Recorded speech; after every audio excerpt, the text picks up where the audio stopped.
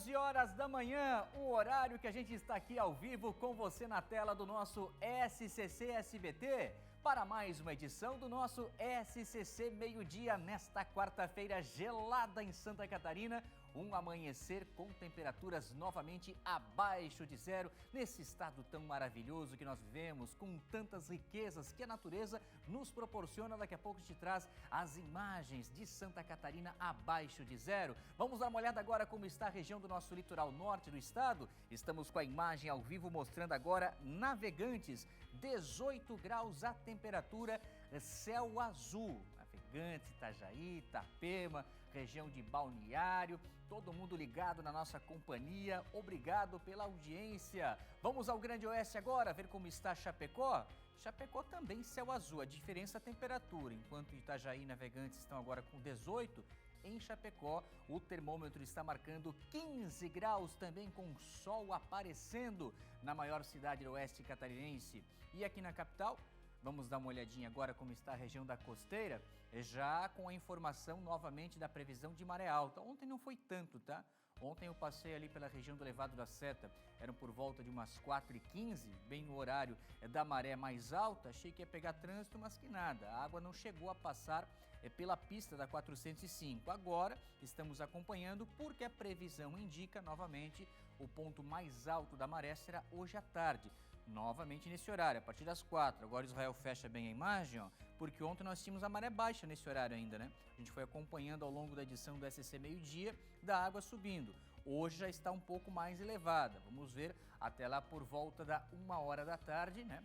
Até 1h da tarde, vamos buscar também acompanhar com a imagem ao vivo. E daqui a pouquinho nossas equipes aqui acabam de passar no ponto a informação de um atendimento a um incêndio pelo Corpo de Bombeiros aqui em Florianópolis. A ocorrência acabou de entrar, a informação que nós temos é de fumaça saindo de um apartamento da região central. Então daqui a pouquinho a nossa equipe já vai trazer mais informações também dessa ocorrência sendo atendida agora pelo Corpo de Bombeiros.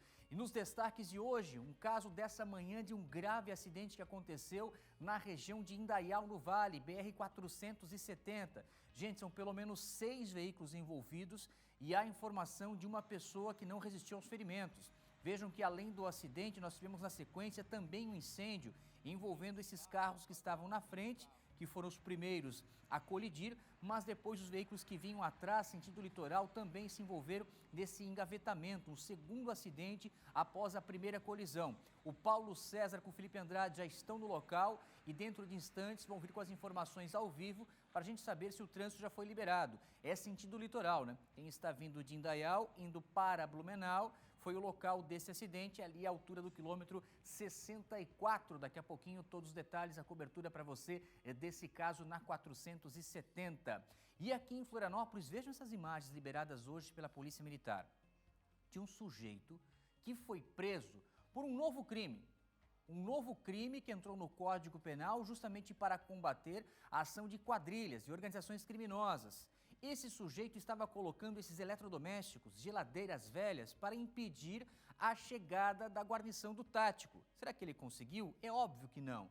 E além de não conseguir, foi enquadrado já nesse novo crime, que daqui a pouco te traz mais detalhes de qual local que os policiais estavam e onde foi essa operação e esse sujeito que tentou impedir a chegada das guarnições. Atenção para esse segundo semestre do ano, conta de luz mais cara. Nós devemos ter um reajuste que até o momento está sendo trabalhado na faixa de até 11% a partir de agosto. É a chamada revisão tarifária, que segue em análise pela Agência Nacional de Energia Elétrica, a ANEEL. E o destaque dessa edição, mais uma vez, o frio em Santa Catarina. Com temperaturas abaixo de zero, destaque para a região serrana, com 7 graus negativos, transformando mais uma vez o amanhecer nessas belas imagens que nós estamos compartilhando aqui no início do nosso SCC Meio-Dia com a nossa Serra Catarinense, fazendo o convite, né? Aquela programação bacana para o fim de semana, pegar a família, pegar os amigos, quem gosta de curtir um pouco do frio, vá visitar a nossa serra. Vamos lá com essa edição do SCC Meio-Dia desta quarta-feira, dia 17 do mês de junho, que já está no ar.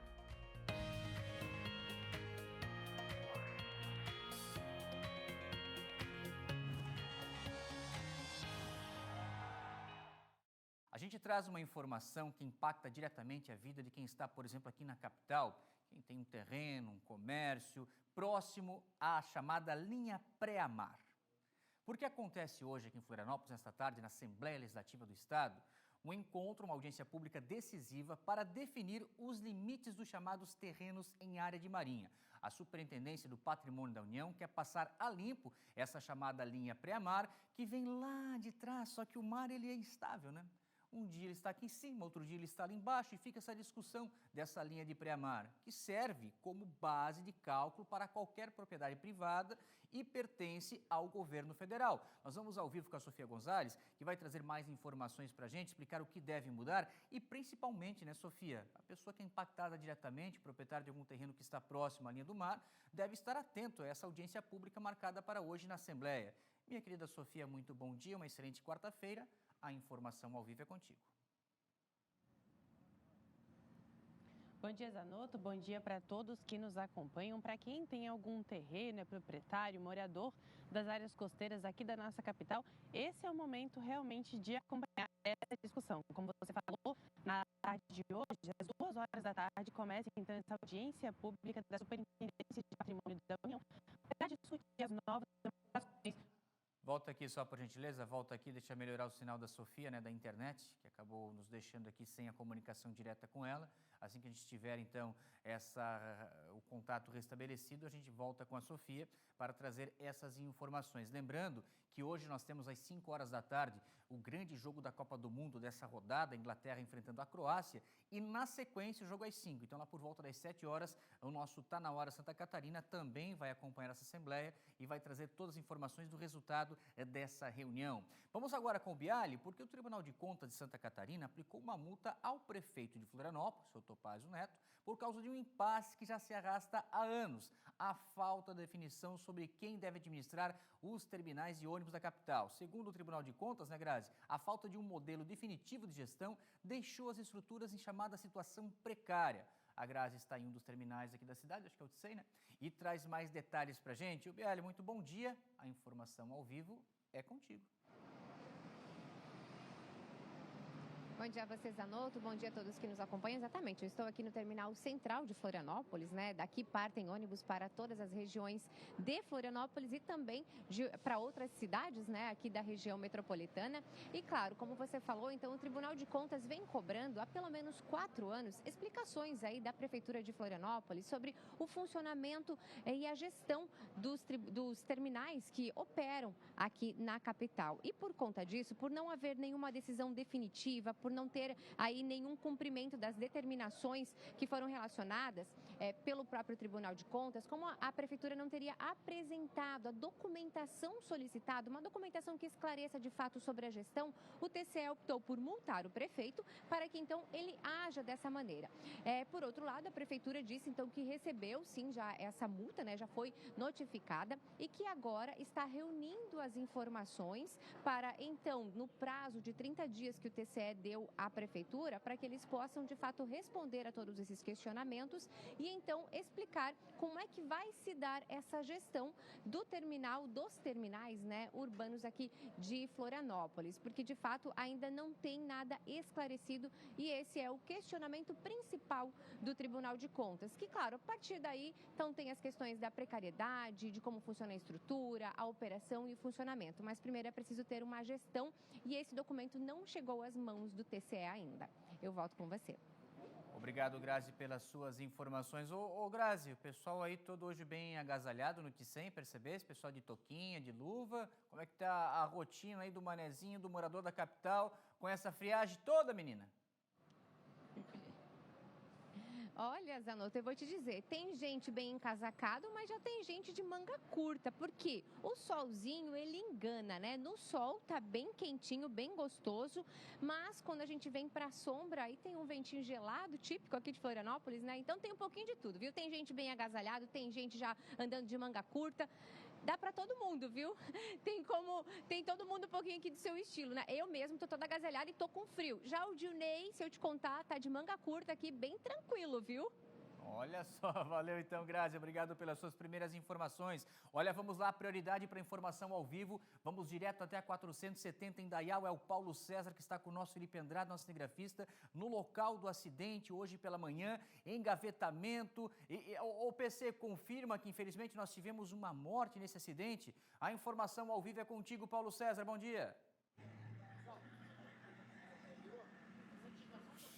Muito bom dia, Henrique Zanotto. Nós estamos no local da tragédia, de mais uma tragédia na BR-470. Felipe Andrade, eu peço para que você tome cuidado que o veículo do guincho está manobrando, o motorista está manobrando nesse momento. E eu vou pedir para o Felipe Andrade se aproximar para mostrar as fortes imagens, dar uma olhada no tamanho da destruição deste automóvel. Foram 6 veículos envolvidos neste engavetamento aqui em Indaial nesta manhã. O condutor deste Chevrolet Astra, que está completamente destruído, até fica difícil para a gente identificar o veículo. O condutor deste veículo morreu carbonizado, ele não resistiu à gravidade dos ferimentos. E outras 3 pessoas ficaram feridas também. A dinâmica do acidente, aquela carreta que está ali atrás, não conseguiu frear a tempo e veio arrastando os veículos que estavam à frente, prensando. E este Astra aqui, com o impacto da batida, com a violência da colisão, pegou fogo, incendiou e o motorista não conseguiu sair do veículo em chamas. Morreu carbonizado, preso entre as ferragens. Uma triste notícia em mais uma tragédia aqui na BR-470. Nesse momento, são 6 veículos envolvidos. Nesse momento, pessoal da Polícia Rodoviária Federal, bombeiros voluntários de Indaial e a Polícia Civil trabalham aqui no local. Um dos veículos vai ser retirado agora e nós vamos conversar nesse momento, lembrando e chamando a atenção dos motoristas que trafegam na 470. O trânsito é intenso em direção ao litoral de Santa Catarina. Uma enorme fila se formou aqui. O trânsito está completamente travado aqui na altura do quilômetro 64. O comandante Edson Berri, dos Bombeiros Voluntários de Indaial, está no comando da operação e nos dá mais informações. Uma pessoa morreu, condutor do Chevrolet Astra, deste veículo que está sendo retirado aqui. Outras 3 pessoas foram conduzidas ao Beatriz Ramos. Qual o estado de saúde dos feridos desse acidente, comandante? Bom dia.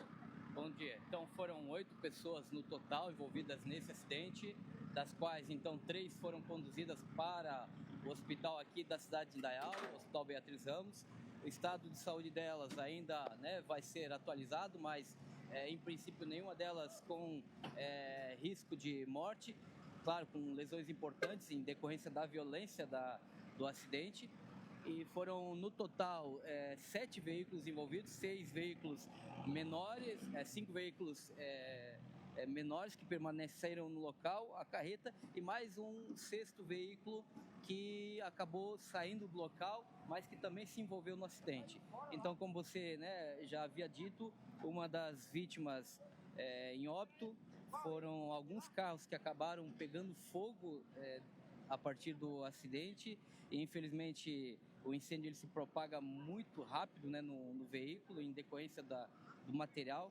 E aí, infelizmente, uma dessas vítimas acabou perdendo a vida num acidente. Agora, aqui o senhor saberia nos dizer se houve, com o impacto, no momento da batida, houve uma explosão também ou apenas um incêndio dos veículos, deste veículo aqui especificamente? Na verdade, raramente ocorrem explosões nesse tipo de cenário. Ocorre que provavelmente houve a ruptura do tanque de combustível e aí qualquer fagulha ali é o suficiente para iniciar a combustão e aí a propagação ela é muito rápida a partir do próprio combustível, tanto quanto dos demais materiais inflamáveis que fazem parte da composição do veículo. Em quanto tempo os bombeiros voluntários chegaram aqui ao local do acidente e qual era o cenário encontrado no momento que vocês chegaram aqui? O motorista desse veículo já estava carbonizado, vocês nada puderam fazer? A partir do momento em que nós recebemos a solicitação, o deslocamento ele foi rápido. mas nós chegamos aqui, o veículo já estava completamente tomado pelas chamas.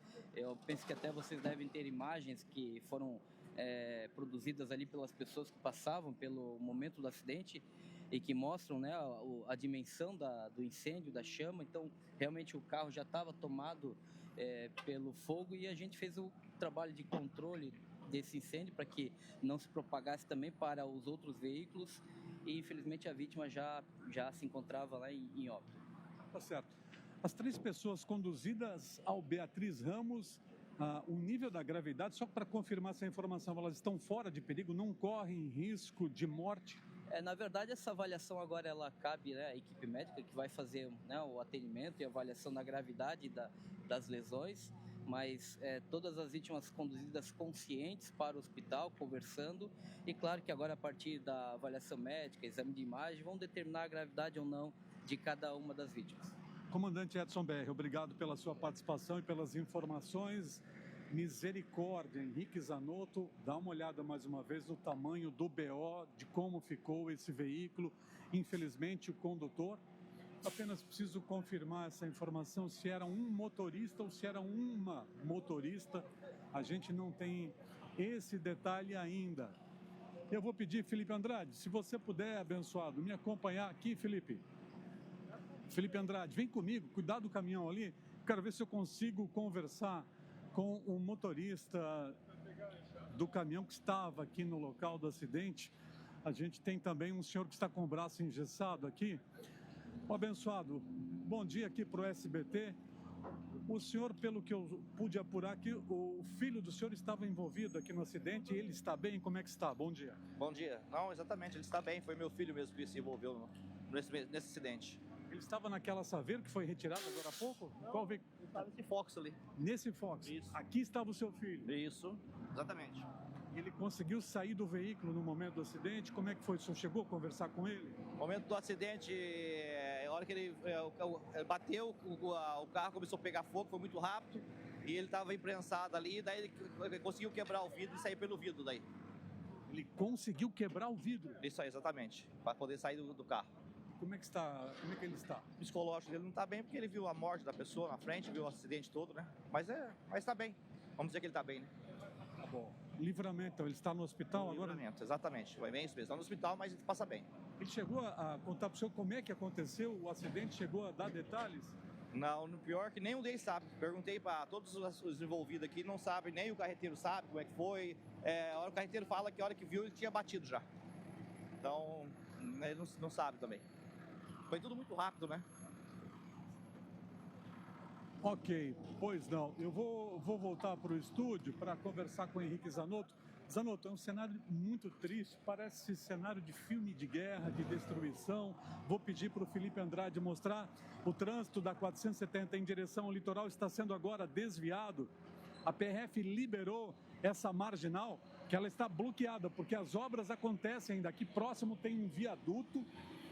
Esse trecho aqui ele está normalmente fechado, bloqueado para o trânsito por conta das obras de duplicação. Mas temporariamente, extraordinariamente, esse trecho foi liberado agora e o trânsito começa a andar lentamente. Olha o tamanho da fila, o Felipe Andrade mostra as consequências deste grave acidente que impacta também no fluxo de veículos em direção ao litoral. Henrique Zanotto.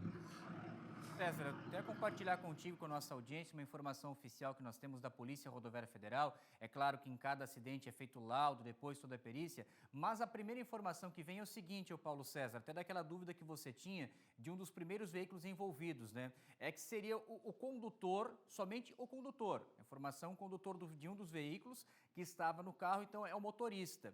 Que há uma colisão na lateral da caminhonete, que eu acho que já saiu desse cenário, que é da Toyota Hilux, né? A Toyota Hilux. Então, o Chevrolet teria batido inicialmente na lateral da Hilux e depois, na sequência, esse outro acidente, o engavetamento e a carreta que vem atrás também, depois o fogo, o incêndio. O PC dá a informação principal agora de momento, que nós temos a liberação do trecho. Agora é bom falar o seguinte, né, o PC, porque a gente sempre fala dos acidentes que acontecem na 470, principalmente no trecho não duplicado, de pista simples, da colisão frontal, mas não é o caso agora, né? Agora nós temos duas faixas sentido litoral, onde uma manobra mal executada num primeiro momento acaba resultando nesse acidente, infelizmente, com a morte de um dos condutores.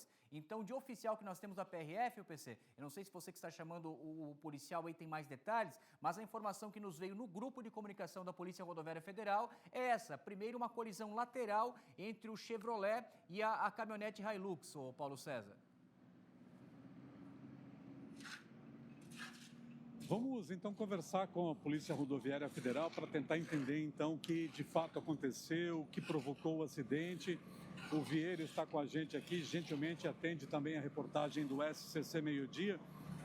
Que manhã difícil, misericórdia. E o que a PRF pode informar sobre as causas desse acidente? Vieira, bom dia. Então, bom dia. Aqui a situação foi que aparentemente tinha uma fila aqui, até um trecho que tem bastante obras, né? Então, vez ou outra está parado ou está fazendo um sig-pare, né?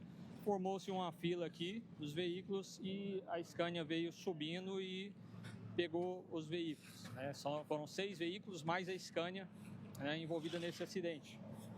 Infelizmente, uma pessoa veio a óbito, né? Teve mais 3 feridos que foram conduzidos ao hospital, né? E a gente está apoiando aqui o pessoal do bombeiro, né? E tentando desobstruir a fila aqui para o trânsito flui normalmente. O senhor chegou a conversar com o motorista da carreta após o acidente aqui, o que ele disse? Então, a gente conversou com o motorista da carreta, com os outros motoristas, né? Foi pego um termo, né?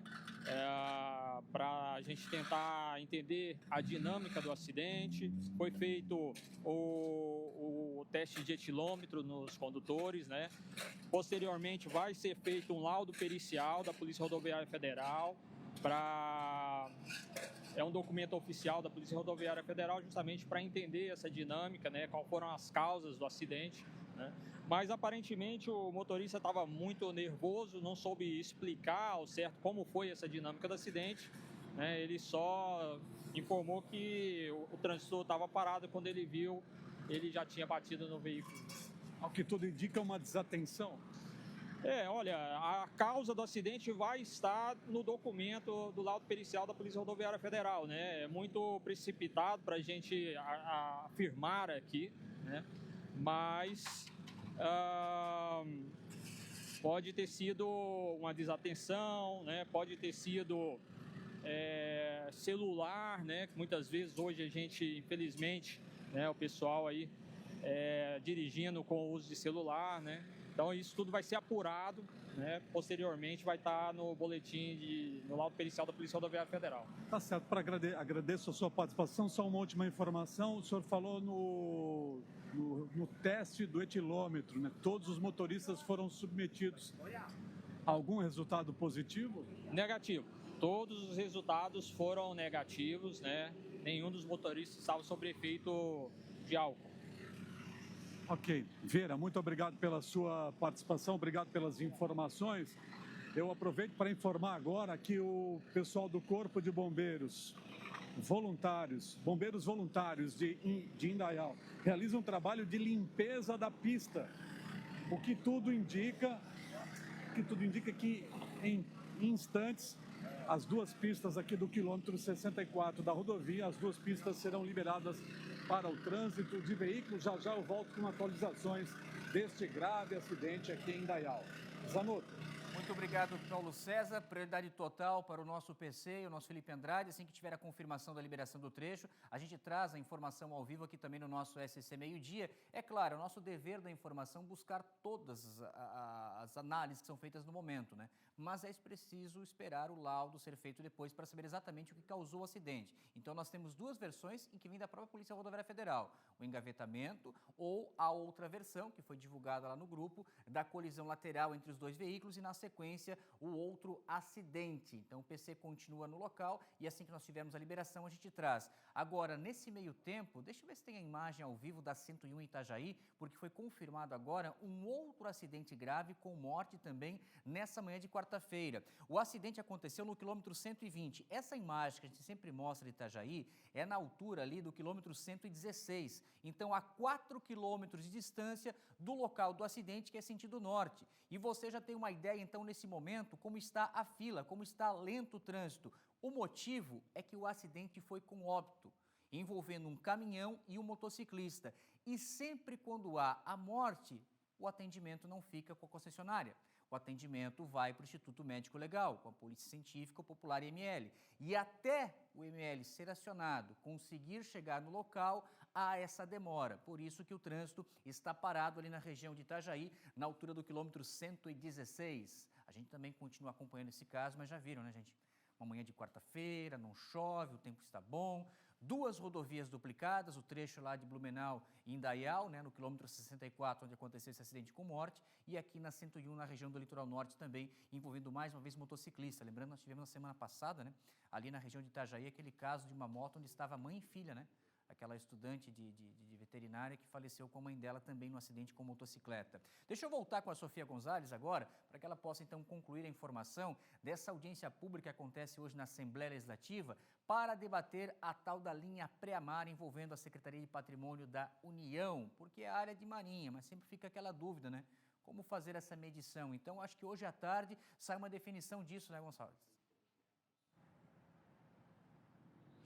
Isso, Zanotto. Agora sim, né? Hoje, a partir das 14 horas, das 2 horas da tarde, começam então esses trabalhos de definição das novas linhas de marinha, com essa audiência pública realizada pela Superintendência de Patrimônio da União na Alesc aqui, com o objetivo, como você falou, de definir esses novos limites aqui, principalmente das áreas costeiras da nossa capital. E essa demarcação afeta, então, diretamente os proprietários e também os moradores que moram aí próximos ao mar, próximos à praia.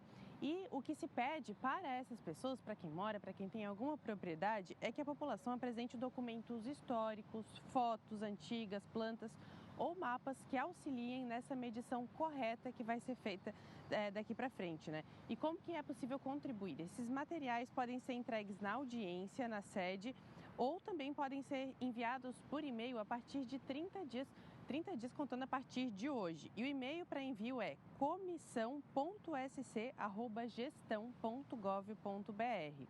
E essa linha, né, que ainda é adotada hoje, explicando rapidamente, ela foi definida em 1831 e conta 33 metros do mar, do limite do mar, em direção à terra. Esse terreno seria considerado da União, mas é uma medição bastante antiga, então por isso que ela está sendo renovada agora. Então é isso, né? Hoje, a partir das 2 horas da tarde, começa essa audiência pública na Alesc. 30 dias que o pessoal aí tem para contribuir, para enviar essas fotos, documentos, enfim, para que essa nova medição possa ser feita, e a gente vai seguir acompanhando esse assunto aqui, porque impacta muita gente aqui na capital, muita gente que mora nas áreas costeiras. Zanotto. Obrigado, Sofia Gonzalez, pelas suas informações. Então, lembrando, gente, hoje, logo após o jogo envolvendo Inglaterra e Croácia, tem o nosso Tá Na Hora Santa Catarina atualizando esse debate importante que acontece na Assembleia Legislativa. Vamos lá com a informação, traz a imagem desse caso, polícia atrás de pessoas envolvidas com o tráfico de drogas. É um casal, é isso? O homem estava com a sua mulher no carro, e quando a polícia deu a ordem de parada, não pararam, seguiram em alta velocidade. E agora o Felipe Bastos vem com mais detalhes para a gente trazer a informação completa desse caso lá no Grande Oeste. Meu caro Bastos, uma ótima quarta-feira, muito bom dia. A informação ao vivo é contigo. Muito bom dia, meu amigo Zanotto, bom dia para todo mundo que acompanha o SC Meio Dia. Uma operação bastante complexa, Zanotto, que além deste casal que foi preso em flagrante, o homem, para fugir dos policiais, ele abandonou a companheira dentro de um veículo, mas os dois acabaram se dando mal, viu?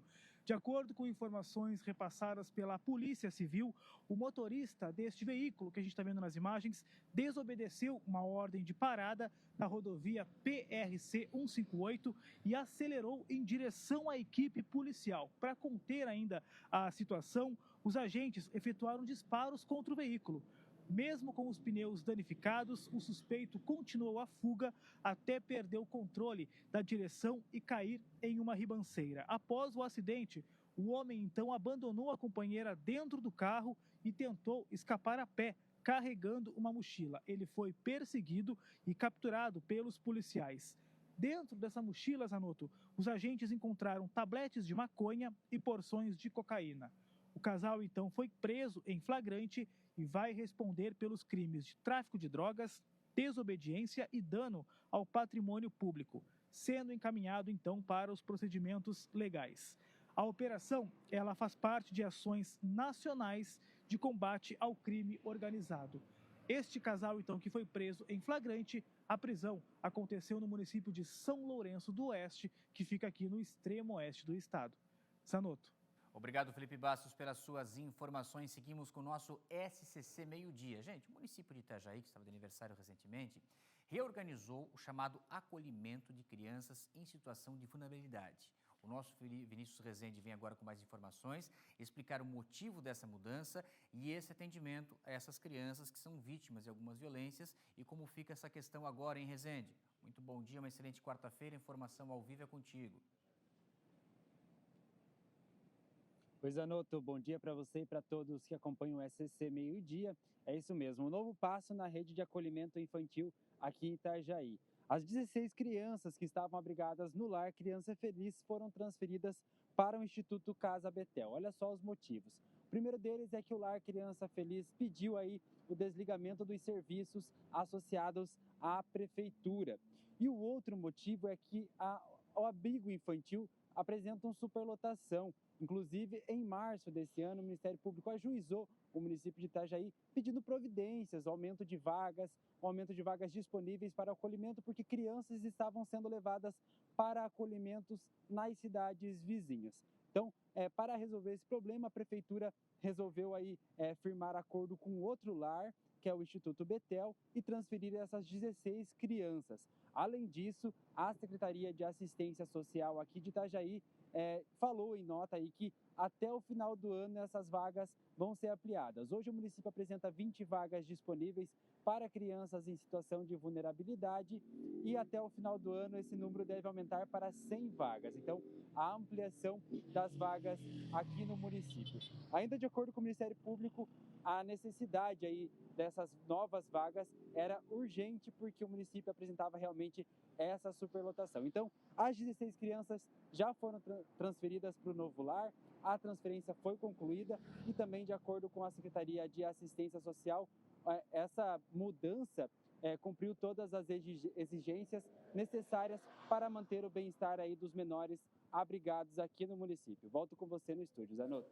Muito bem, Rezende, daqui a pouco ele volta, né? O Vinícius vai se deslocar agora para ver o que consegue chegar mais próximo, atualizar as informações daquele grave acidente que aconteceu nessa manhã, na altura do quilômetro 119 da BR-101. É sentido norte, tá, gente? É sentido norte. Quem está indo, por exemplo, ali de Itajaí, Navegantes para Penha, foi o local desse acidente. Nós estamos mostrando essa fila que é no sentido oposto, mas o que acontece? Geralmente, quando há acidente, né?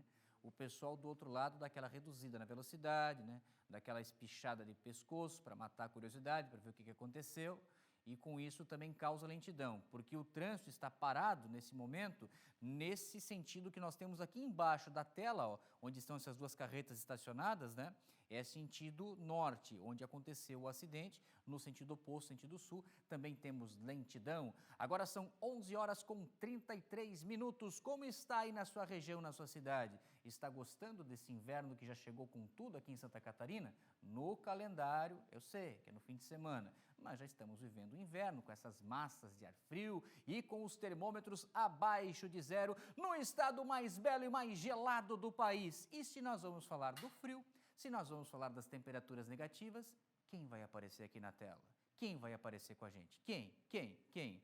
Ela, nossa querida Shaina Marcon, muito bem agasalhada, pronta para vir com as informações, porque, ô Shaina, mais uma vez Santa Catarina abaixo de zero, na Serra Catarinense, aquele amanhecer lindo, aquele espetáculo da natureza. E pelo que eu posso adiantar, já dei uma olhada na previsão do tempo, o frio continua intenso nos próximos dias também, né, Shaina? Muito bom dia. A informação da Terra do Gelo é contigo, Shaina Marcon.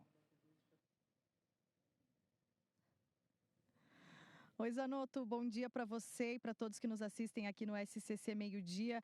Olha, muito frio mesmo, e esse frio deve continuar segundo as informações da previsão do tempo. A gente teve o amanhecer mais gelado de Santa Catarina e, se duvidar, até do Brasil, nesta quarta-feira, dia 17 de junho. Então, o pessoal aí teve que se agasalhar muito bem. Ontem à noite a gente já estava sentindo que realmente a temperatura tinha caído muito aqui na nossa região, aqui na Serra Catarinense, viu? Para ter uma ideia, Zanotto, eu sempre, nas terças e quintas, eu vou fazer a minha corrida durante a noite, ali por volta das 7 horas da noite. Ontem eu não consegui fazer a minha corrida na rua, tive que fazer na academia, na esteira, porque realmente o frio estava muito intenso, e aí o pessoal teve que se agasalhar bastante, porque a madrugada foi congelante aqui na Serra Catarinense. A mínima registrada aqui na região e em todo o estado de Santa Catarina e no Brasil foi na cidade de Bom Jardim da Serra, e a gente tem as imagens aí enviadas pelo nosso amigo Sérgio Felipe Rodrigues, que é o caçador de geadas lá de Bom Jardim da Serra. A gente tem as imagens lindíssimas que ele registrou. Ele disse para mim que quase congelou os dedos para fazer essas imagens aí, e lá então fez 6,8 graus negativos. As outras cidades aqui da Serra também tiveram temperaturas negativas. Tivemos em Painel menos 5,6 graus. Urupema e Urubici registraram menos 5,1 grau. Também a gente tem imagens lá de Urubici, lindíssimas imagens enviadas pelo Jefferson Heck, que também registra aí essas imagens, inclusive com drone, mostrando a geada generalizada, tomando conta dos campos e de todo lugar, toda a vegetação lá na cidade de Urubici. Muito lindas as imagens registradas pelo Jefferson lá na cidade de Urubici. E também tivemos, claro, as imagens registradas pelo Michel Lenhag lá em São Joaquim, no Vale do Caminhos da Neve, a cidade que é conhecida também nacionalmente pelas baixas temperaturas. Os termômetros marcaram 4,9 graus negativos e a geada cobriu os campos, os telhados e também os veículos lá em São Joaquim. Ao todo, 26 municípios catarinenses tiveram temperaturas negativas nesta quarta-feira. Claro, aqui na Serra Catarinense essas temperaturas foram muito mais baixas, né? Como sempre são registradas por aqui, mas a gente teve temperatura negativa também em Vargem, Água Doce no Meio-Oeste, Lebon Regis, Rio Rufino, Bom Retiro, Canoinhas, Fraiburgo, Caçador e até em Chapecó. Então a gente está mostrando para vocês aí essas imagens lindíssimas da geada que tomaram conta da Serra Catarinense e outras cidades também que tiveram registro de geada, não só aqui na Serra, porque realmente o dia amanheceu muito gelado, a gente teve que se agasalhar muito bem. Eu ainda estou com bastante roupa, porque nesse momento faz 11 graus aqui em Lages. O sol está aparecendo para ajudar a dar aquela esquentada, né? Mas na sombra a gente sente ainda esse ventinho gelado e a previsão indica que esses dias frios devem continuar nos próximos dias, com temperaturas baixas e com frio no amanhecer e também à noite. Então o pessoal tem que se agasalhar bem, tomar aquele cafezinho quentinho, aquela sopinha à noite, né? Se agasalhar bem, puxar o cobertor, a coberta, porque realmente a gente está quase chegando, quase virando para o inverno. Estamos no finalzinho do outono, no próximo domingo, dia 21, já começa oficialmente no calendário o inverno, mas claro que a gente já está sentindo aqui em Santa Catarina, aqui na Serra Catarinense, as temperaturas de inverno, as temperaturas negativas. Olha, eu vou confessar para você, viu, Zanotto, eu gosto, então eu não estou reclamando não. Muita gente fala, ai, tá muito frio, o pessoal reclama do frio. Claro que a gente tem uma certa dificuldade para tomar banho, para poder levantar da cama cedinho, para trabalhar, mas vou falar para você que realmente eu gosto muito e eu curto bastante esse frio. Volto contigo aí no estúdio, Zanotto. E você, gosta do frio? Ah, eu sou do teu time também, eu sou do time frio, só que eu tô sentindo que você falou em sopa, eu tô sem Naioline lá em casa, ô Chayna, acabou o Naioline. Pra mim é a melhor das sopas, né? Gosta, ô Orianto, sopa Naioline? Tem gente que chama de capelete, mas é Naioline, é a mesma coisa. E tô sem. Ah, é diferente por quê, Prada? O que é diferente da Naioline? Falou que é diferente da sopa. O formato? Ah, tá, mas dentro é o franguinho, a mesma coisa, né? Mas eu prefiro Naioline. Ô Chayna, agora nesse cenário, tem algo diferente que me chamou a atenção ali, porque a gente viu a vegetação, branquinhos, cavalos, mas tem um carro capotado, vocês viram? Busca a imagem lá, por gentileza. E a gente falava do alerta também, né, Chayna? Claro, não sei se essa é a causa, se foi... eu, pelo menos, que acompanho sempre o trabalho da Militar Rodoviária Estadual, não vi nenhuma ocorrência de gelo na pista. Mas tem um carro ali, meus cavalos também, ô Chayna Marcon, tem detalhe disso? Porque aí não faz parte daquele cenário que você está acostumado a ver, né? Tá ali o cavalinho pastando no gelo e o carro capotado. Ô Zanotto, esse carro não tem nada a ver com o gelo, com a geada, viu? Esse carro já estava capotado já ali nesse local onde o Michel Lenhag foi fazer as imagens. E segundo as informações que ele passou pra gente, o carro já estava capotado ali quando ele chegou para fazer essas imagens hoje de manhã. E ele disse que até se surpreendeu também, mas não tem informação de que o carro capotou por conta do gelo. Ele já estava capotado na noite de ontem. Foi um outro acidente registrado lá em São Joaquim, mas sem gravidade, né? O carro acabou ficando capotado, o proprietário não retirou o veículo dali. E aí, a hora que o Michel foi na madrugada para fazer as imagens lá da geada ali nesse local, ali no Vale do Caminhos da Neve, encontrou esse carro e ele acabou aproveitando então o carro capotado ali, também fez as imagens da geada, registrou os cavalos ali no fundo e tá tudo certo. Não teve registro aí de maior gravidade nesse acidente e realmente o veículo ficou ali e não teve relação com a geada, né? O carro não capotou por conta da geada, viu? Tá tudo certo. Valeu. Na precisão da informação da nossa querida Shaina Marcon. Obrigado, Shaina. Daqui a pouco ela volta com outra participação. E você, quer participar do nosso SCC Meio Dia? Gente, a partir de hoje a gente vai fazer o seguinte, ó.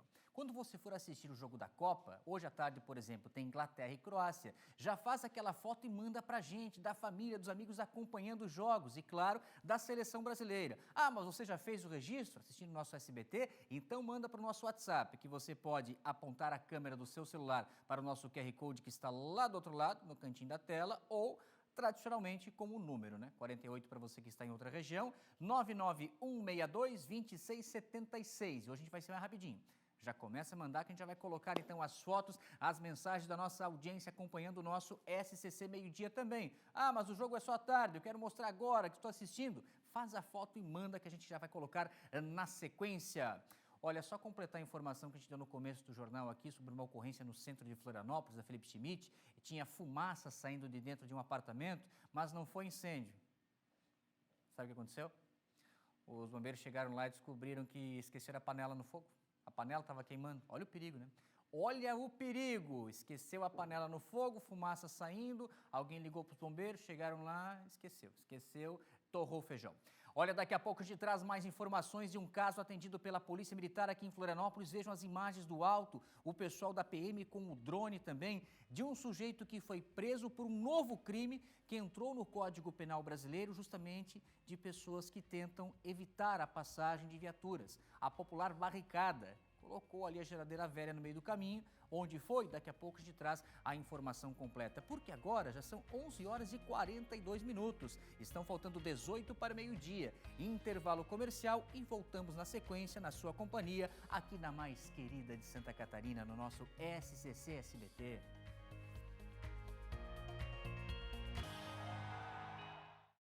Voltamos com a sua companhia aqui no nosso SCC Meio Dia. Essa informação, confesso para vocês que nunca imaginei na vida que a gente iria passar num telejornal, mas aconteceu. O caso, presta atenção, do envenenamento de plantas, de árvores, que aconteceu aqui na região continental, no Parque do Abraão, aqui em Florianópolis. E agora tem uma atualização importante. A Polícia Civil confirmou com os laudos fornecidos pela Polícia Científica, que ficaram prontos, e provaram que sim, houve, óbvio, né, uma ação humana, criminosa. Mas aí, minha querida Bialy, aí é o chovendo molhado, né? Porque todo mundo sabia, né? Todo mundo sabia, porque deu para ver que foi feito um furinho, que colocaram um produto lá dentro. Agora, qual a motivação, né? Como justificar isso? Que leva um sujeito, uma pessoa, a envenenar uma planta, uma árvore? Minha querida Bialy, o que a gente tem de informações oficiais, então? Porque agora acredito que com esses laudos, tem a confirmação, a perícia, a polícia tem que seguir a investigação para saber a ação humana praticada por quem, né? Qual é o CPF? Quem é o indivíduo? A informação ao vivo é contigo, Bialy. É exatamente isso, Zanotto. Esse é o caminho, né? Agora, então, com o laudo pericial já da Polícia Científica confirmando aquilo que já imaginávamos, né? Que sim, teve ação humana. Por quê? Foi uma broca que perfurou a árvore e depois teve o envenenamento, teve ação humana. E aí agora, então, a Polícia Civil pode instaurar o inquérito e iniciar as investigações, ou melhor, avançar nas investigações com as oitivas das pessoas que já têm algumas informações, buscando novas provas também, porque é preciso, de fato, entender e identificar quem cometeu esse crime. A gente está aqui mais uma vez no parque para mostrar para vocês, e eu vou mostrar agora uma das árvores que mais chama a atenção da gente, que são os eucaliptos. Olha o estado que se encontra esse tronco, ele já está bem deteriorado. A gente vê que a parte de cima do tronco, onde o veneno não foi aplicado, ele segue normal ainda, mas já está bem seco. Mas aqui na parte de baixo, que o Junei acabou de mostrar para vocês, olha só a cor que está ficando. Então, a gente percebe como essas árvores de fato foram danificadas por essa pessoa que criminosamente fez isso com as árvores, né? Foram 18 árvores aqui de diversas espécies. Teve ameixa, teve pata de vaca, teve eucalipto, árvores que estão num parque de lazer aqui da região continental.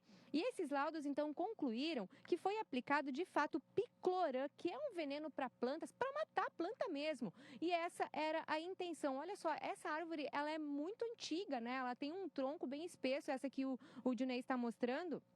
Inclusive, ela está aqui isolada, por quê? Há risco, né? Como as pessoas continuam circulando por aqui, a prefeitura fez todo o isolamento, isso lá quando aconteceu o fato, né? Ainda final de abril ali, melhor, início de maio. Então, a gente tem essa situação que as árvores já estão bem secas e a prefeitura, ela vem acompanhando junto com a Floran todos os acontecimentos com essas plantas. Por quê? Eles precisam fazer análises, precisam verificar a condição de saúde de cada uma dessas plantas para então decidirem pelo manejo. Se vão remover, se vão substituir. No caso dos eucaliptos, por exemplo, é preciso fazer a remoção, esses que nós mostramos ali, e aí há uma lei municipal que permite que esses eucaliptos sejam removidos através de um plano de manejo e sejam substituídos por plantas nativas. Então, a prefeitura, junto da Floran, já está avaliando essa situação. Por isso, inclusive ontem, estiveram por aqui os técnicos para fazer novos laudos, para fazer novas perícias e terem, então, mais informações. E cada vez que a gente vem aqui, a gente se depara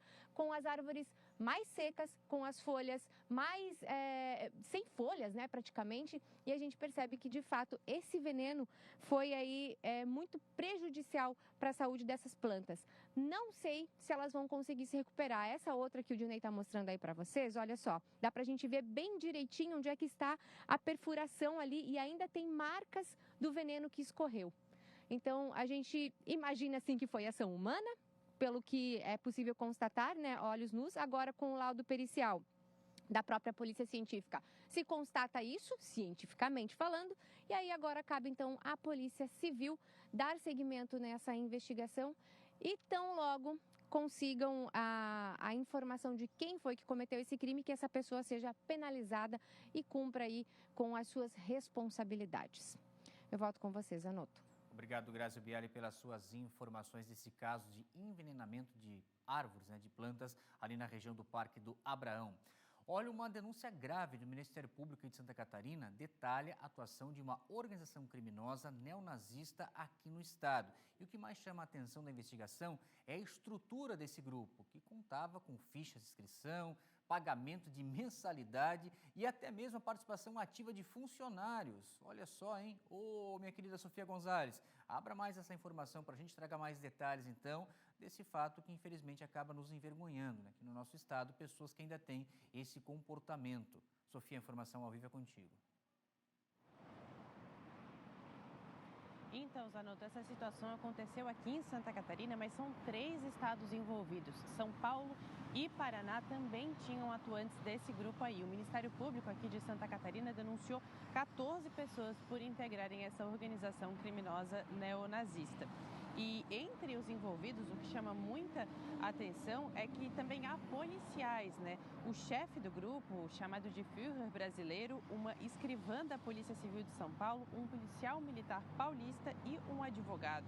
E entre os crimes que eles vão responder estão organização criminosa, racismo e apologia ao nazismo. E explicando um pouco mais como é que eles agiam, né? Esse grupo organizava eventos e conteúdos de ódio na internet, cobrava mensalidade dos participantes, dos membros, e adotava o símbolo do sol negro com um fuzil no centro como símbolo. E nas ruas, né, a investigação aponta que eles faziam, então, eventos para perseguir e agredir alvos, além de também criar dossiês de possíveis vítimas. A denúncia é fruto de uma operação do GAECO que apreendeu armas brancas e vários materiais de apologia ao nazismo.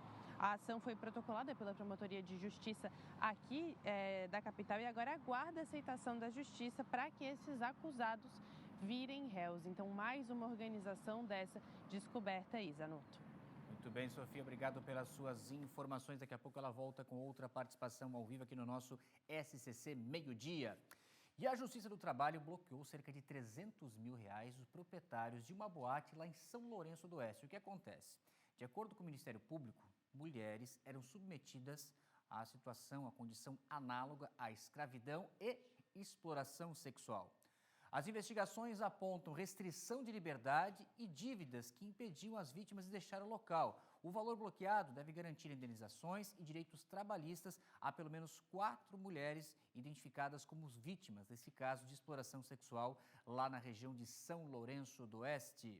Vamos agora para o norte, falar sobre mobilidade. Tem novidades sobre a obra de duplicação da BR-280, o trecho que liga Araquari a São Francisco do Sul, porque o governo federal publicou o edital para a retomada parcial da obra. E essa atualização a gente traz com ele, o nosso Luiz Felipe Melo, chega com mais detalhes agora para saber dessas propostas das empresas, como é que fica a licitação, se já foi entregue ou não. Meu caro, muito bom dia, uma excelente quarta-feira. A informação ao vivo é contigo, Luiz.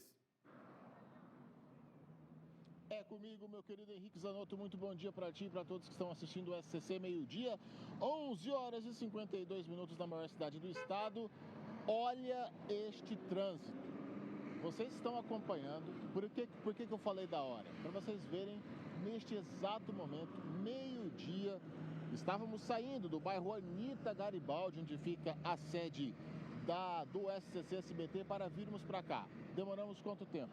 1 hora de trânsito num trecho que normalmente ali demora cerca de 20, 25 minutos. E ocasionou que essa notícia de hoje acaba casando com a situação da BR-280. Então você que é de outros locais de Santa Catarina vai tentar entender esse tipo, Luiz, mas por quê?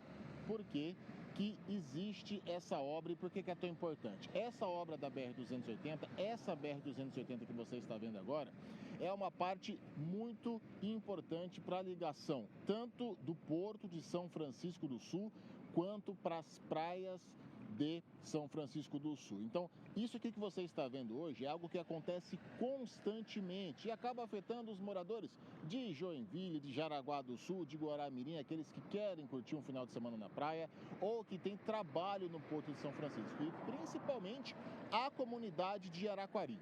Antes da gente dar mais detalhes sobre essa obra gigantesca que já foi, o edital foi lançado, eu vou pedir para o Diogo mostrar para a gente essas estacas de concreto, de ferro, que se você olhar o planejamento inteiro dessa obra da BR-280, aqui seria justamente um viaduto que melhoraria muito para quem mora aqui, a situação de quem mora aqui na região da cidade de Araquari. Diogo, se você conseguir mostrar para a gente num chicote magnífico que você consegue fazer como ninguém, do lado de lá então, a quantidade de estacas de concreto que tem é impressionante. Eu moro aqui na cidade de Joinville há cerca de 5 anos e desde que eu estou aqui, essas estacas permanecem aqui. Ou seja, essa obra, lá, temos aqui a reclamação aqui de um dos motoristas aqui de justamente ônibus escolar que todos os dias acabam enfrentando esse trânsito horroroso da BR-280. Mas o Departamento de Trânsito, DENIT, acabou liberando então ontem a contratação da empresa responsável por essa obra de cerca de, atenção, 423 milhões de reais. A licitação será feita de forma eletrônica, a concorrência eletrônica, e a sessão pública está marcada para o dia 28 de julho de 2026, às 10 horas da manhã. O contrato prevê a continuidade dessas obras de duplicação e restauração e melhorias para ampliação da capacidade da rodovia no lote 1A, que é do quilômetro 3 ao quilômetro 17, lembrando que a BR-280 começa na cidade de São Francisco do Sul e onde nós estamos aqui, do quilômetro 25 até o quilômetro 28,2. Então essa obra será um total de 17,2 quilômetros. Ó, vocês estão vendo ali agora que está passando um pai com uma criança Justamente, primeiro que ele já não deveria estar fazendo isso, né? Segundo que esse local onde nós estamos é o local que poderia ter esse viaduto aqui, dessas obras que estão completamente paradas aqui na BR-280. Além da duplicação e dos serviços, inclui a recuperação do pavimento e o prazo previsto para a execução dessa obra é de 3 anos. Tudo isso está na licitação no portal do DENIT, portal de transparência do DENIT. Então, 423 milhões, um prazo de 3 anos, vai acontecer a licitação. É um primeiro passo, porque o que a gente espera é justamente isso aqui, ó, que isso aqui acabe, porque é um caos a BR-280. Ah lá, a gente está vendo ali o motorista falando ali, ó, reclamando justamente da quantidade, da demora. A gente demorou 1 hora, imagina o quanto tempo que ele está ali nessa localidade pegando esse trânsito horroroso. Meio-dia de um dia normal, de um dia de semana. Eu me perdi, de uma terça-feira, exatamente, meio-dia de uma terça-feira.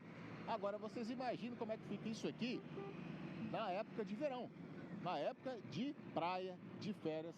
Isso aqui fica completamente parado. Então, é esperar agora para ver se isso vai desenrolar e esperar que esse prazo de 3 anos seja o mais rápido possível, seja executado o mais rápido possível. Eu volto com vocês no estúdio. Ô Luiz Felipe, a minha preocupação nesse flagrante ao vivo que você, quem é o cinegrafista está com ele, mostrou agora há pouco, porque não há um ponto para uma travessia segura do pedestre, né? Porque a gente fica falando da duplicação de rodovias, que é fundamental, né? É o Diogo, né, que está com a gente, né, o cinegrafista. Olha lá, outro flagrante, ó. Você está vendo, gente? Olha a quantidade de pedestres. Ô Luiz Felipe, não tem aí no próximo local uma passarela, né? Não há um local seguro para essa travessia, porque daí o que acontece? A gente tem moradias de um lado, estabelecimentos comerciais, a vida acontecendo e a BR cruzando o caminho da população, né? Com essa obra que não se arrasta e não acontece.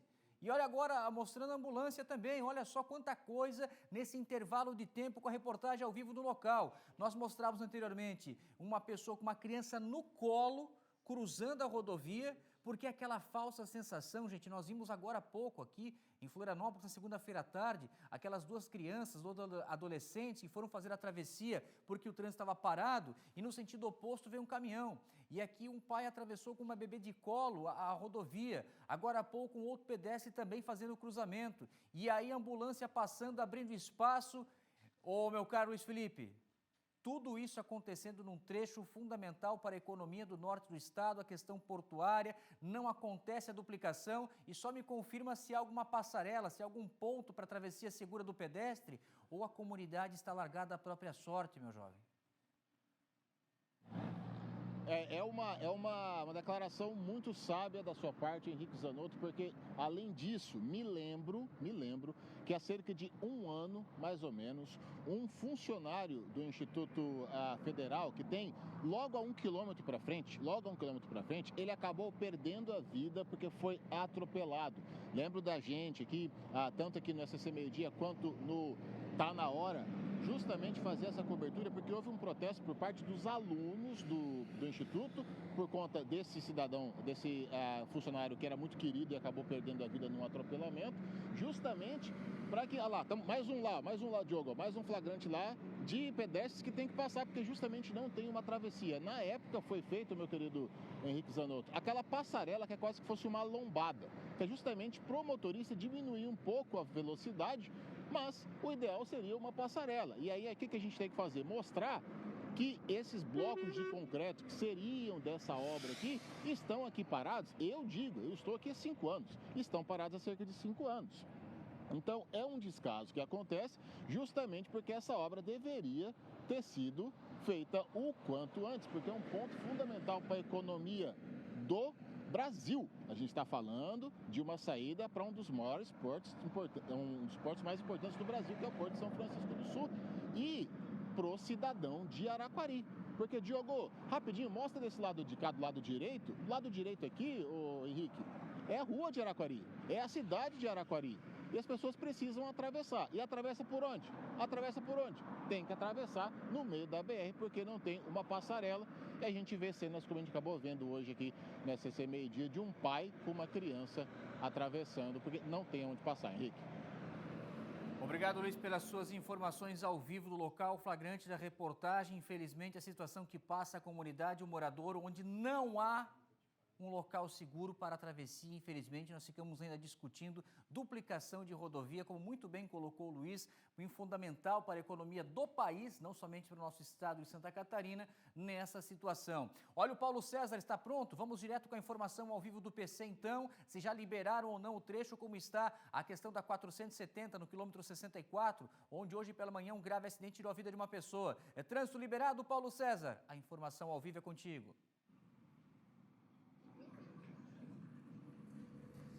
Muito bem, Henrique Zanotto, voltamos a falar aqui do quilômetro 64, município de Indaial, palco de mais uma tragédia na BR-470. Sim, respondendo a sua pergunta, Felipe Andrade mostra o trânsito liberado, fluxo de veículos neste momento. Deixa eu te explicar, Zanotto. Aqui é um trecho duplicado, mas por conta de obras logo ali na frente, nesse trecho aqui, onde aconteceu o acidente com 6 veículos, o engavetamento, uma das pistas, a da esquerda, junto ao canteiro central, ela não está liberada para o trânsito, para o fluxo de veículos.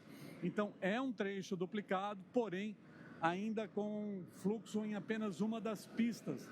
Trânsito liberado, os veículos estão passando por aqui lentamente, é uma fila indiana, porque com o acidente o trânsito travou completamente nesta manhã. O acidente que aconteceu por volta das 10 horas da manhã, um engavetamento, um grave acidente com uma carreta e mais outros 5 veículos, 3 pessoas feridas encaminhadas ao Hospital Beatriz Ramos e, infelizmente, sim, uma pessoa morreu carbonizada. O Felipe Andrade mostra, inclusive, que um dos últimos veículos envolvidos nesse acidente, aquela caminhonete ali, também pegou fogo por conta do acidente.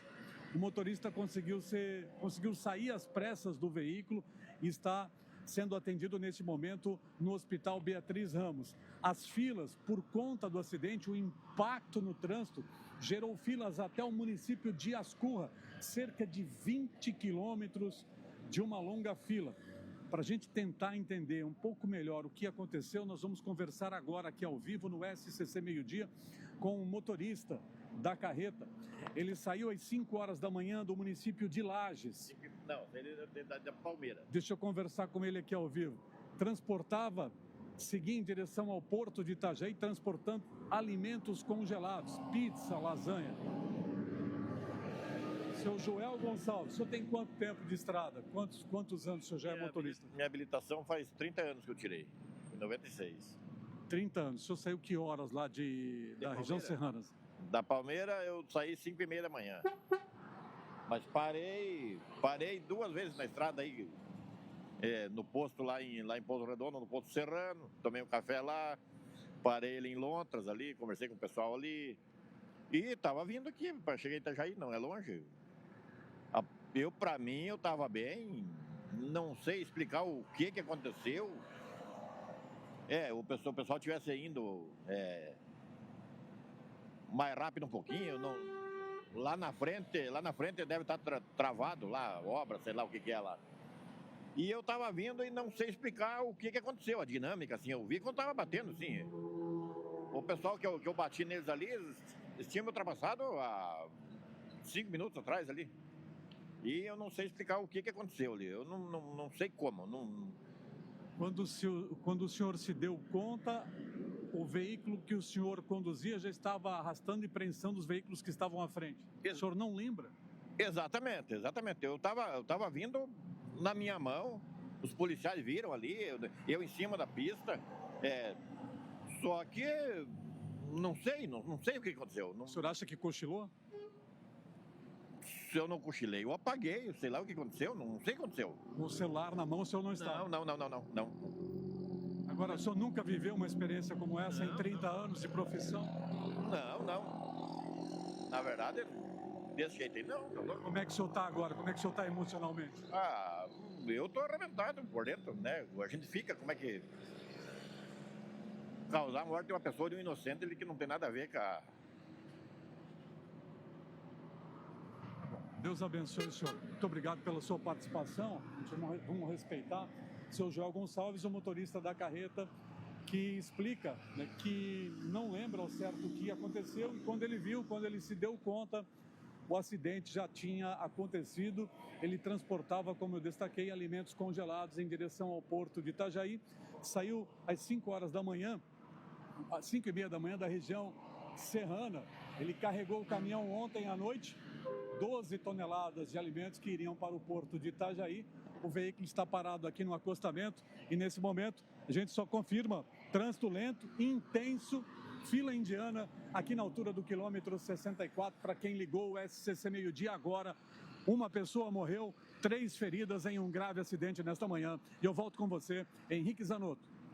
Obrigado, Paulo César. Ao 12h06, direto da 470, nós vamos para 101, outro acidente grave nessa manhã, que infelizmente também resultou em morte. Foi o condutor ou passageiro, não sei, deixa eu ir com o Rezende agora com mais detalhes, porque é uma motocicleta envolvida nessa colisão, aí na altura do quilômetro 119. Ô Vinícius Rezende, a informação ao vivo, direto do local, é contigo. É isso mesmo, Zanotto. Acidente grave aqui na BR-101 em Itajaí. Olha só, vou sair um pouco do enquadramento porque as equipes da Arteres Litoral Sul estão trabalhando aqui neste local. O corpo deste motociclista acaba de ser retirado pelas equipes aí do Instituto Médico Legal aqui da região.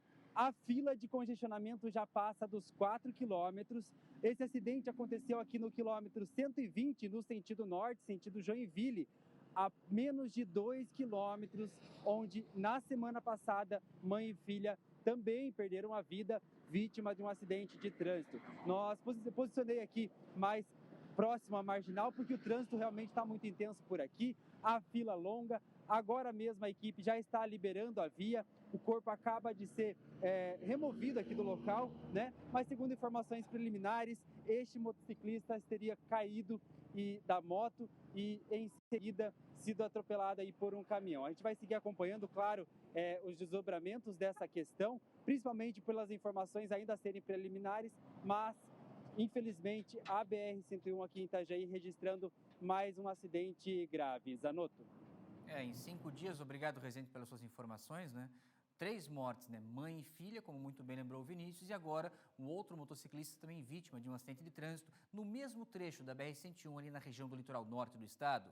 Vamos lá agora com as informações dela, Angélica Varaschini, chegando com o nosso SCC Esporte. E se tem Copa, tem jogo, está na tela do SCC SBT. Vai fazer o quê às 5 da tarde hoje, Angélica? Estamos de volta com a sua companhia aqui no nosso SCC Meio-Dia. Agora a gente vai trazer as imagens de um trabalho feito pela Polícia Militar através do 4º Batalhão aqui em Florianópolis. O 4º Batalhão cobre a região do sul, centro e leste da ilha. Presta atenção nesse sujeito. O que ele fez? Ele colocou as chamadas barricadas. São 2 geladeiras velhas que foram colocadas, posicionadas em uma rua da comunidade da Carvoeira para tentar impedir o acesso da Polícia Militar com as viaturas do Tático. É óbvio que não funcionou, né? A PM já tirou aqui até mesmo um concreto, né? Além de móveis e eletrodomésticos são colocados, essas tentativas, a polícia vai. Agora, o que acontece? Se esse sujeito não sabia ainda, ele agora vai ser enquadrado em um novo crime que nós temos na legislação do Código Penal brasileiro, que é o chamado crime de domínio social estruturado, que é justamente para combater a ação dessas organizações criminosas que utilizam da violência, da intimidação e controle territorial para dificultar o acesso do Estado. Então, esse novo crime entrou agora, né? É a Lei 15.358 de 2026, desse ano, crime de domínio social. Foi nessa nova lei que esse sujeito que tentou impedir o acesso da Polícia Militar na Carvoeira acabou sendo enquadrado colocando essas barricadas. Então, a informação está para todos. Quem tentar, de alguma maneira, impedir o acesso da Polícia Militar, seja com móveis, com eletrodomésticos, com qualquer utensílio que é colocado na rua, vai ser enquadrado também nessa nova lei. Olha, a nova ponte da Lagoa da Conceição está com um debate agora da questão da altura para a passagem dos barcos. E um detalhe perigoso que chamou a atenção da nossa reportagem, a fiação da antiga ponte, porque esses cabos, muitas vezes utilizados para a comunicação, continuam pendurados muito próximo da água, formando até mesmo uma barreira para quem passa, por exemplo, de veleiro no local. A Grazi e o Bialho de Nipacheco foram até lá e trazem os detalhes na reportagem do SCC Meio-Dia. Mesmo com a nova ponte da Lagoa, barcos à vela como estes continuam com restrições para atravessarem para o outro lado. não por falta de altura do vão entre ponte e linha d'água, mas porque as fiações que ficavam acima da ponte antiga permanecem no local. A altura do barco em relação à linha da água até o final do mastro dá mais ou menos uns 6 metros, pouco. A altura dos cabos aqui ficaram abaixo de 5 metros. Então essas relações não contribuem para a passagem do barco. A gente sempre veleja aqui na Lagoa de Baixo, né? E sempre foi uma vontade poder passar para outra lagoa aqui e continuar velejando. Então eles acabaram fazendo uma nova ponte que possibilitaria passar, só que deixaram os fios que ficam abaixo da ponte, que impossibilita a passagem segura. Junto aos fios, anzóis estão enrolados, sinal de que a pesca que acontece nesse local também é prejudicada. Em conversa com a Celesc, a informação é de que esses fios são de telecomunicações de responsabilidade das empresas que prestam serviço e que eles devem ser removidos para dutos que serão construídos pela Prefeitura de Florianópolis. Entramos em contato com as autoridades, só que nada então até agora foi resolvido. A Prefeitura informa que as obras do entorno da nova ponte seguem com a rotatória e outras melhorias. Temos também a previsão de implantação da nova rede subterrânea, que receberá o sistema de telecomunicações e o sistema de energia elétrica, que hoje passa de forma aérea na posição da antiga ponte. Toda essa execução, tanto da rotatória quanto do sistema de transferência da rede de telecomunicações para a rede subterrânea, acontecerá até a próxima temporada de verão, liberando também assim essa grande melhoria para a região leste da ilha. Aguardamos então o posicionamento oficial que nós vimos na fala do secretário, isso acontecendo ainda até o final dessa temporada. Agora, o fato é que nós vivemos numa ilha onde o maior navegador da história do país, que vem até o filme dele agora, nesse segundo semestre do ano, né, Os 100 Dias de Amir Klink, dá a volta ao mundo com seu veleiro. Aqui em Florianópolis ele não consegue encostar. Aqui na capital do estado, que não consegue receber embarcações transatlânticas que passam pelo nosso litoral. Aqui na capital do estado, que fazem uma ponte, mas a fiação está mais baixa e o veleiro também não consegue passar. Precisamos avançar, né? Precisamos avançar e dar o verdadeiro valor que nós temos aqui, esse patrimônio todo na nossa ilha de Santa Catarina, porque a gente continua muitas vezes ainda de costas para o mar e todos os benefícios que a navegação pode nos trazer. Vamos lá com mais informações aqui no nosso SCC Meio-Dia. Imagina só gerar R$1 bilhão em negócios durante 3 dias de evento. É o que você vai ver, o que está acontecendo aqui em Santa Catarina, em mais uma edição da Expo Super, a reportagem do Kaique Guede. Agora que vocês sabem dos bastidores, olha a diferença de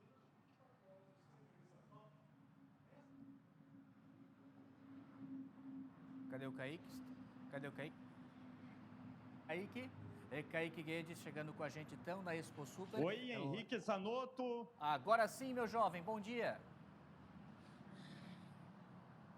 Muito bom dia a você, meu amigo. Um forte abraço a todos que assistem ao SCC Meio-Dia. Eu fiz questão de vir aqui em frente ao Expo Centro Balneário Camboriú, porque assim você aí de casa consegue ter uma ideia do tamanho deste evento, que já é muito grande lá dentro, mas quando viemos para a rua, conseguimos ver a magnitude do que estamos falando. É a 37ª edição da Expo Super, o maior encontro de negócios de Santa Catarina. O que acontece por aqui? Acabei de ouvir, neste momento, há cerca de 1.200 pessoas reunidas em uma das tantas palestras, no caso desta quinta-feira, desta quarta-feira, relacionada à inteligência artificial, tecnologia, desenvolvimento de empresas e pessoal também. Quem vai conversar comigo é o presidente da Associação Catarinense de Supermercados,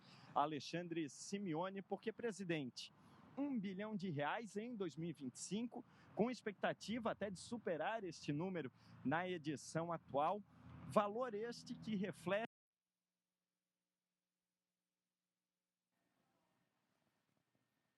Muito bem, o Kaique está lá em Balneário Camboriú, então acompanhando a Expo Super. Daqui a pouco ele volta com mais informações. Vamos aproveitar o tempo para trazer a participação da nossa audiência, então, enquanto a gente ajusta o sinal lá do Kaique. Já voltou? Voltou, Kaique. Tivemos uma pequena interrupção no seu microfone, mas agora está de volta. Pode concluir as suas informações com a entrevista, Kaique.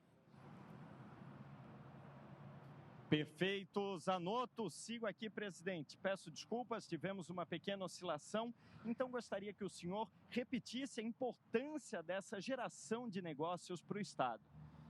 Como eu falei, a economia é bastante movimentada através da Expo Super, né? O supermercado é um setor que investe muito, é o segundo maior arrecadador de semestre do Estado, então só por aí já dá para saber o quanto movimenta a nossa economia. Mas a Expo Super especificamente é um momento especial, onde o fornecedor traz condições comerciais atrativas e o supermercadista já vem com essa expectativa de fazer bons negócios e, consequentemente, levar para o consumidor catarinense, né? Produtos, investe em equipamentos, né? As empresas aqui... Então, esse é o momento realmente de o pessoal fazer os investimentos no negócio e, consequentemente, vai refletir para o consumidor. Presidente, e no bom português é o seguinte, a economia é aliviar o bolso do consumidor, porque por meio de inovações é possível oferecer qualidade, que é importante, é algo inegociável, com um preço mais acessível. Exatamente, né? O momento econômico ele não é tão favorável, né? O consumidor está buscando vantagem, né? Está buscando economia.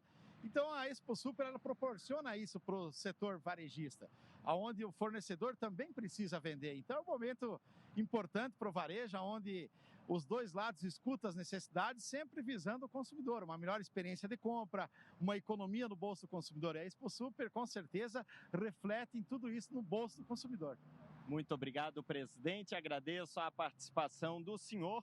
A feira continua até quinta-feira e a cobertura completa também aqui no SCC SBT e no portal SCC10. Henrique Zanotto. Valeu, Kaique Guede, muito obrigado pelas suas informações. Expo Super, direto de Balneário Camboriú. A participação da audiência, quem mandou para o nosso WhatsApp aqui do SCC Meio Dia, na tela, no 991622676. Lívio, torcedor do Figueira, curtindo a seleção, Canarinho, seleção do Brasil, com a galera. Valeu, Lívio, obrigado. Mandou lá de Navegantes, só torce para o Figueira, mas é de Navegantes. O Rito mandou pra gente a festa do último jogo da Copa, comemorando. Com certeza foi no momento do gol do Vini Júnior, né? Que fez o gol da seleção brasileira. Lembrando que o Brasil joga nessa próxima sexta-feira, 9h30, com a transmissão da voz do nosso querido Galvão Bueno. Você vai conferir também aqui no nosso SCC SBT. Vamos agora para aniversariante do dia, falar da programação de Imbituba, fazendo 68 anos, com diversas ações essa semana para levar a informação direto de Imbituba. A gente está lá com a Emanuela, né? Emanuela Justino. É 21, achei que era hoje, é 21, é isso, Emanuela? 21 no fim de semana, então a programação é já antecipada para o fim de semana, a data de aniversário, e também na Imbituba, que tem informação bacana das baleias que já chegaram já, e teve até um filhotinho, já nasceu, não sei se foi em Imbituba ou Garopaba, mas aí você tem todas as informações para a gente da programação de aniversário, Justino, muito bom dia! Oi, Zanotto, bom dia para quem está assistindo a gente. Exatamente, o aniversário é dia 21, mas a cidade já está no clima. E nós estamos aqui numa ação que está acontecendo em alusão ao aniversário de Imbituba. E a gente vai falar um pouquinho dessa ação que está acontecendo aqui hoje e, claro, da programação que vai acontecer principalmente no final de semana. Tem shows, tem várias atividades aí abertas ao público e a gente vai detalhar um pouquinho mais. Aqui comigo está o prefeito Michel. Prefeito, seja bem-vindo aqui ao SCC Meio Dia. Obrigado. A gente está vendo toda essa movimentação aqui agora, né? Imbituba Mais Fácil. Fala um pouquinho dessa ação que é especial, né? A terceira, mas é em comemoração aí ao aniversário de Imbituba. Sim, o Imbituba Mais Fácil nada mais é do que levar a prefeitura para perto do cidadão. Então a gente leva o Imbituba Mais Fácil em várias regiões do nosso município durante o ano e faz várias ações como essa durante o ano em várias regiões diferentes, né? E vai acontecer durante todo o ano de 2026, assim como a gente já fez no início da nossa gestão ano passado, 2025. Então, a gente pode ver que sempre tem muitas pessoas, durante a manhã já passaram um grande número de pessoas aqui, onde a gente traz todo o serviço da prefeitura perto do cidadão. O cidadão sempre tem aquela dificuldade, às vezes, de locomoção, economicamente também não é viável, de repente, se deslocar até o centro da cidade onde fica a prefeitura, né? Então, a gente traz a prefeitura perto dele, procura resolver os problemas que ele tenha, né? Ou também dar o direcionamento correto aí para qualquer problema que qualquer tipo de cidadão tenha no município. E esses atendimentos vão ficar hoje até que horas aqui? Eles vão até às 6 da tarde aqui, Depois a gente tem uma ação aqui que é a festividade da cidade itinerante que a gente está fazendo. Vão ter shows musicais aqui também a partir das 6 da tarde. Então, caiu o Imbituba Mais Fácil junto com a Semana de Aniversário da cidade, onde a gente também leva esses serviços e também, junto com isso, traz as festividades aí junto do cidadão. E só para esclarecer para o pessoal que está assistindo, aqui é o bairro Nova Brasília, né? Aqui no Salão de Festas. Isso mesmo, o bairro Nova Brasília é um grande bairro da nossa cidade, o maior bairro que temos na nossa cidade, né? A Nova Brasília e região, vários bairros tem ao redor aqui do bairro Nova Brasília, então trazemos o Imbituba Mais Fácil para cá, para concentrar num bairro que também tem esse leque da região inteira para estar atendendo toda a região. Prefeito, como a gente falei no início, né, tem a questão do aniversário também. O que o pessoal pode esperar dessa programação?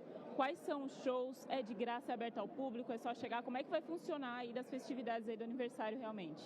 De graça e aberto ao público. A nossa cidade, quando a gente pessoalmente comemora o nosso aniversário, já é muito bom. Então, melhor ainda quando a gente também comemora o aniversário da nossa cidade, cidade que a gente mora, que a gente ama, que a gente nasceu. Então, é fazer um grande leque de festividades para toda a família. São todas ações gratuitas para toda a população. No dia 20 temos shows nacional aqui com Ferrugem, dia 21 com Maneva, dia 21 é o dia do aniversário oficial da cidade. Então tem atrações para toda a família e diversidade grande para a gente trazer aí várias ações durante toda a semana. Uma semana que a gente colocou o nome como uma semana de aniversário do município e a gente procura percorrer todos os bairros, todas as regiões do nosso município e no final de semana aí a cereja do bolo com esses shows nacionais. Tá certo, muito obrigada, prefeito, pelas informações. E fica aí o convite, então, para o pessoal comparecer sábado e domingo, shows nacionais, shows de graça. Qualquer dúvida, vai lá no Instagram da Prefeitura de Imbituba, que tem toda a programação. Nós vamos acompanhar aqui final de semana e vamos mostrar tudo para vocês na próxima segunda. Volto contigo aí no estúdio. Combinado, então. Obrigado, Justino, pelas suas informações. Vamos agora com a previsão do tempo.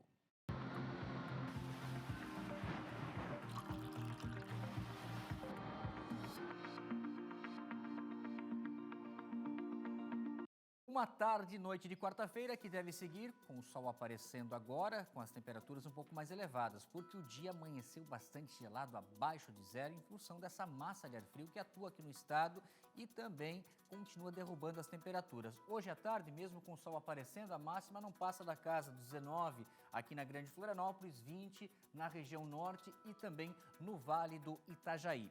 Já para amanhã, quinta-feira, quem gosta de frio, prepare-se para a sequência. Amanhã tem de ser o dia mais frio dessa semana, né? O registro daqueles de nevoeiros, amanhecer, novamente estão previstos. E as temperaturas abaixo de zero mais uma vez, principalmente na região serrana, mas também alguns municípios da região dos Planaltos, norte e meio-oeste do estado. Inclusive, a possibilidade até mesmo de geada aqui na Grande Florianópolis. No decorrer dessa quinta-feira, o sol segue aparecendo durante as tardes e à noite um pouco mais de nebulosidade. Isso em função dessa área de baixa pressão que nós estamos vivendo. Vejam Chapecó, a mínima prevista para amanhã 7, Blumenau no Vale 8, Joinville 9, a máxima não passa de 16, 19 graus lá em Criciúma. Região serrana, Lages também com a mínima prevista de 4 graus. Vamos ver agora quais serão as temperaturas mais baixas no amanhecer de quinta-feira. A gente confere amanhã no nosso SCC Meio-Dia. Prepara o bolso porque a conta de luz vai ficar mais cara aqui em Santa Catarina. Isso porque a Agência Nacional de Energia Elétrica apresentou uma proposta de revisão tarifária para os consumidores da Celesc. A Sofia Gonzalez chega com a gente trazendo mais informações de quanto deve ser esse reajuste para a população na conta de luz. Sofia, a informação ao vivo é contigo. Então, Zanotto, pode subir 11%, quase 12%, segundo a ANEEL, Agência Nacional de Energia Elétrica. O percentual ainda pode sofrer algumas alterações, para o valor final, porque ele só vai ser anunciado em agosto, depois de uma consulta pública. E aí, esclarecendo algumas porcentagens, a Celesc deixou claro que apenas 17% do valor da conta fica realmente com a distribuidora para manter e também expandir a rede. Fazendo uma divisão da conta, a cada R$100 pagos pelo consumidor, 83 vão para a geração e transmissão da energia, além dos impostos e encargos nacionais também. E atualmente, os subsídios pesam mais. A parcela da conta destinada a taxas e políticas públicas federais já é maior do que a parcela que fica com a própria Celesc. Então, até agosto a gente vai ter uma definição aí, mas por enquanto se fala em 11%, quase 12% de acréscimo aí para a ANEEL, Zanotto. Obrigado, Sofia. O Piara chegando com a gente já com a sua análise, com o seu comentário político, mas também para falar sobre esse assunto, porque tem chuva prevista. Seca não é o motivo do aumento, né? Que geralmente a gente vê isso, né? Bom, boa tarde, Zanotto, boa tarde a todo mundo em casa. Essa questão é bastante importante ressaltar. Vários jornalistas foram recebidos na Celesc na segunda-feira. A gente conversou com o novo presidente Edson Moritz, que era da Casan e assumiu a Celesc recentemente, e eles dizendo que a Celesc é mera repassadora de tarifa, né? A tarifa é definida para as concessionárias, pela agência nacional e aplicada aqui. E é uma revisão a cada 5 anos. Então, é uma recomposição tarifária desse período. Não é algo que aconteceu algo, vai ter um aumento. É um 11% distribuído pelos 5 anos em que é o prazo de cada recomposição tarifária. Muito bem explicado, não tem nada a ver com a questão climática. O Piara, e nós temos aqui em Santa Catarina a repercussão ainda do apoio à Zanata como candidata a vice, apoio feminino, né? Então, eu trouxe esse print, que é um print do Instagram da Carolina de Tone, né? A gente tem falado nos últimos dias sobre a possibilidade de Júlia Zanata assumir a vaga de candidata a vice-presidente na chapa do Flávio Bolsonaro, do PL. Uma chapa pura, um nome de Santa Catarina, e isso tem repercutido bastante, está ficando cada vez até mais forte. O Eduardo Bolsonaro é o grande cabo eleitoral dela nesse sentido, e a Carol Detone entrou no time, entrou aí na adesão, fez uma foto com a Júlia, está ali a filha, eu não sei se é a filha da Carol ou se é a filha da Júlia, mas está ali representando e chamou seus apoiadores a questionar o que vocês acham. E nos comentários, Eduardo Bolsonaro fazendo enquetes. E eu vejo esse momento, não só o fato de Carolina de Tone e Júlia Zanata terem pautas semelhantes, mas também um momento de afirmação da própria pré-candidata a senadora Carolina de Tone, porque tem uma disputa muito forte com o Espiridião Amin pelo Progressistas, com o Carlos Bolsonaro, que é o seu colega de chapa no PL, e o Antídio Lunelli entrando também nesse jogo pelo voto da direita. Então ela tem que começar a aparecer. Então ali ela dá uma sinalizada para aquele eleitor mais bolsonarista, mais do PL mesmo, de que ela está alinhada com Júlia Zanata, que está alinhada com o projeto. Então está aí o significado dessa foto nesse momento. A própria Ana Campanholo viu uma declaração dela que vai prestar todo o apoio, mas não acreditando muito nisso, né? Ela achou que é fumaça, acho que dá para dar visibilidade, mas disse que vai apoiar se for necessário. O outro destaque que eu trago aqui é Ivete da Silveira, senadora Ivete da Silveira, do MDB, que está concluindo o seu mandato, não vai disputar as eleições esse ano. Ela que era a primeira suplente de Jorginho Melo, eleitos em 2018, Jorginho Melo em 2022 ganha o governo do estado e ela completa o mandato.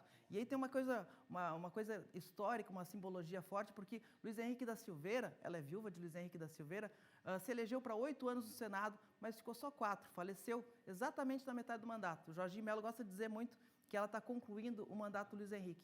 E ontem ela levou essa lembrança do Luiz Henrique para a tribuna do Senado, com um discurso que me chamou bastante atenção. Eu trouxe 2 trechinhos para vocês, vamos começar com esse aqui. Em meu gabinete, há uma foto que chama a atenção das pessoas que recebo. É uma fotografia do Luiz Henrique em um de seus discursos, exatamente aqui, que ele está com os braços abertos nessa tribuna. Com frequência, ao verem este porta-retrato, essas pessoas fazem uma observação que sempre me chama a atenção. Elas dizem, com sinceridade, se Luiz Henrique estivesse vivo, a política não estaria como está. Eu escuto isso com respeito, mas também com responsabilidade, porque mais importante do que imaginar como seria o presente é entender o que essa frase revela. Ela revela uma saudade de um tempo em que o diálogo era mais presente, em que a divergência não era sinônimo de ruptura e em que a política era exercida com mais escuta e menos confronto. A foto que a dona Ivete trata, essa aqui eu separei para vocês, uma foto clássica do Luiz Henrique discursando no plenário do Senado, né? E ela traz essa reflexão e ela concluiu dizendo que a gente precisa novamente trazer lideranças que trabalhem a composição pelo resultado, não ter posição, mas achar os consensos, achar o que realmente é necessário para ajudar a população e não ficar totalmente estanque em suas posições ideológicas, seja de direita, seja de esquerda, que está faltando essas pessoas com essa habilidade. E realmente, Luiz Henrique faz falta. Talvez não mudasse o cenário que a gente está vivendo, mas a gente precisa, talvez, de uma nova geração de Luiz Henriques da Silveira. Por isso que, passado tanto tempo, ainda estamos relembrando esse político do Estado de Santa Catarina que usava justamente o exercício do diálogo para conseguir o que o Estado precisava. Obrigado, Piara. Você volta amanhã com o nosso SCC meio-dia, né? E daqui a pouco não está na hora. E também logo depois do jogo Inglaterra e Croácia não está na hora. Valeu, Piara. Intervalo comercial. Na sequência, a gente volta com mais informações.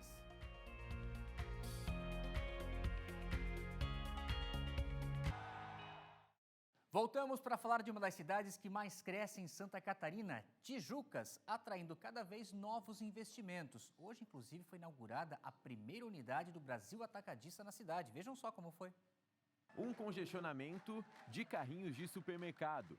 Nem o frio da manhã desanimou quem foi conferir de perto a inauguração da primeira unidade do Brasil Atacadista em Tijucas. Nem o frio não espantou hoje. Hoje tá ótimo para fazer compra. Eu adoro comprar, né, no Brasil, né? Já compro em Florianópolis e para nós foi muito bom esse supermercado aqui pela concorrência, né? Então a gente vai poder escolher entre um e o outro. A escolha de Tijucas não foi por acaso. Nos últimos anos, a cidade se consolidou como um dos maiores crescimentos de Santa Catarina, atraindo novos moradores, empresas e investimentos. A chegada da nova unidade reforça esse momento de expansão e já garantiu a geração de 160 empregos diretos. É muito legal, né? Eu acho que a geração de emprego é algo muito rico, muito bacana, né? E são 160 empregos diretos e fora os indiretos, né?